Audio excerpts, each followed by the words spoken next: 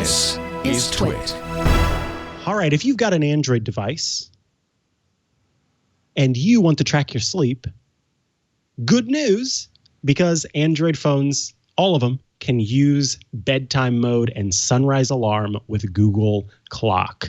This is a feature that was originally only available on Google Pixel phones. So, Pixel 3, Pixel 4, if you have one of those, cool. But you weren't going to get the very cool bedtime mode.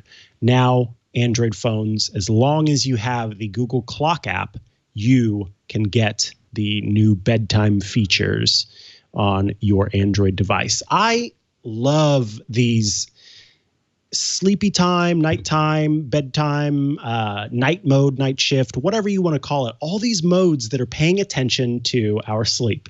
I promise I'm not going to do a huge monologue here about sleep, Dr. even though Mikah. I always want to. Right, here it comes. Maybe I need to get like a jacket so that during these parts I can officially become, my handwriting will get a lot worse, and I don't know, I'll look at you straight in the eyes and we'll have a conversation. Anyway, just a quick thing.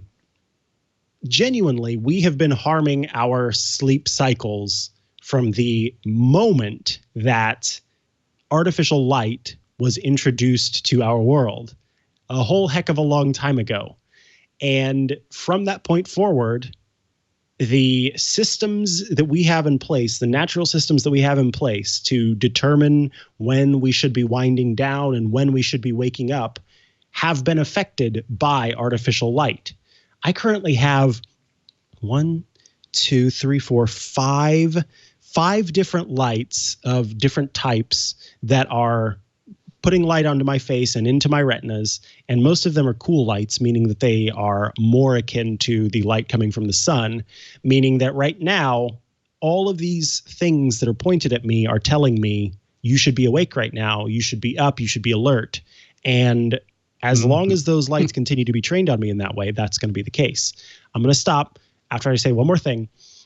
So I love that we are being more aware of this because, frankly, we've only just started to truly understand, it's sad that it's taken this long, but truly understand the impact of artificial light and particularly blue light. And there are new studies that are looking at retinal destruction, that are looking at eye cancers, that are looking at all these different things and the links of those to the blue light spectrum. So it's good that we're paying attention to this. And I love that all of these things that are trying to help us get better about winding down and maybe not using our phone as much and not blasting our eyes with light or, raising our blood pressure or spinning up our brains and kind of cooling it because of how important sleep is. I love that these features are here. I assume that you do some sleep stuff. Are you enjoying it?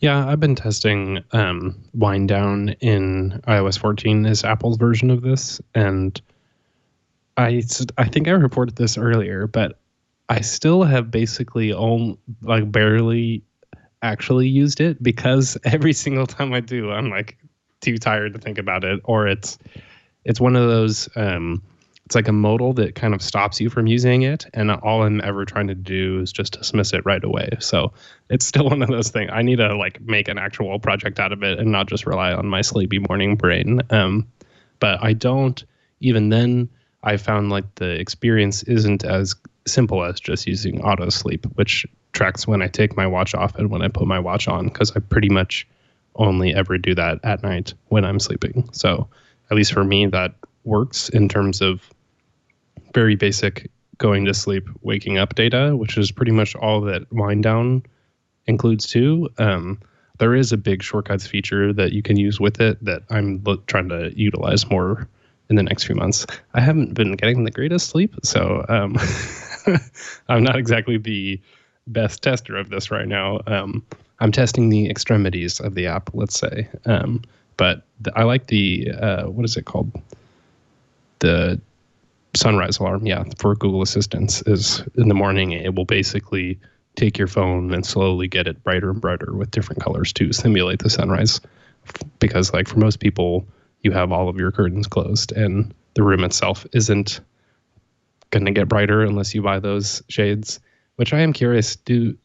do like those IKEA shades just wake you up every morning when they turn on? Like, don't you hear zzz instead of the sun? So like, that doesn't sound like the most peaceful thing in the world. I don't know. I'd have to like. I still need to buy that. Mm-hmm. We've been having a whole. I want to talk about this for a project like next week, but because of all this crazy weather, I've been trying to like the humidity. Even right now, I just had to open my window because I'm like practically sweating right now to doing this podcast. But we have one window where the light streams in the mornings sometimes, and I totally want an automation where if there's no cloud cover, then open the window or close the window. Yeah, then close the window. And if there is cloud cover, it doesn't need to be closed. It's like, I totally want to get those for my office because there's some specific uses for it. But listen, the best thing my grandma, hi grandma, she does not like to spend money, like at all. She does not like to spend money at all. And I convinced her somehow to purchase a dehumidifier. And this is for places that are particularly humid. And it is, she says to this day, like it's the best purchase she's made in a very, very long time. She was super, super happy with it. And it looks like it's not, oh no, this is so sad. They're out of, it's currently unavailable. I'll have to do some more research then to try and find what the most recent dehumidifier is. So she loves this thing. She has an upstairs and it's a 2-floor home. I don't know why I'm being weird about the way to say that. She has a 2-floor home, and downstairs it's partially earth contact, meaning that part of it is dug into the ground and underground. And Missouri is already a humid place, and it gets humid down there. And it had gotten humid enough where the place started to smell musty. And I was helping her find a humidifier and found this one. And I think it was a wire cutter pick even. And she purchased it, and she was so thrilled with it. And it absolutely changed the way that, she felt about her home and everything because of the difference that it made. So even though I espouse the beauty and wonder that is the humidifier for a home that doesn't have AC, central AC like yours, and that doesn't have the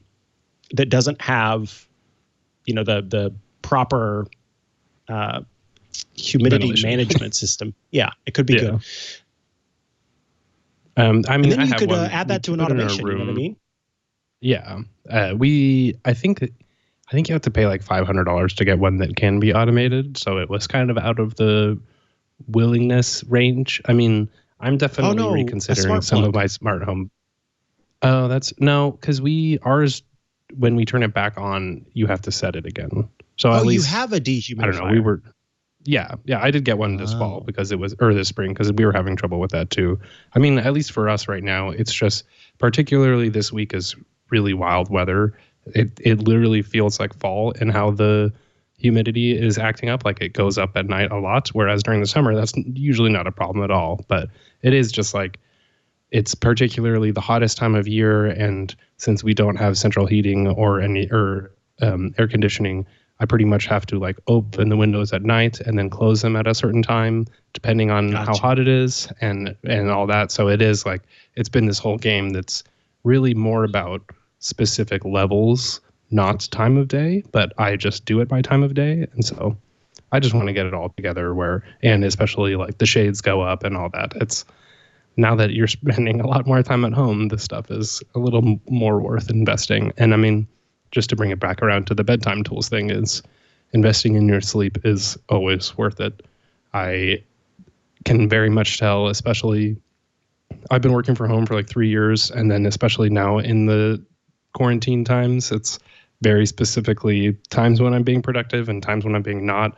A lot of times it's sleep, water, and food, very basic things that are affecting me. Not actually, besides existential dread, but other than that, it's just some pretty simple stuff. So it's worth looking into, especially if you're having weird weather like us.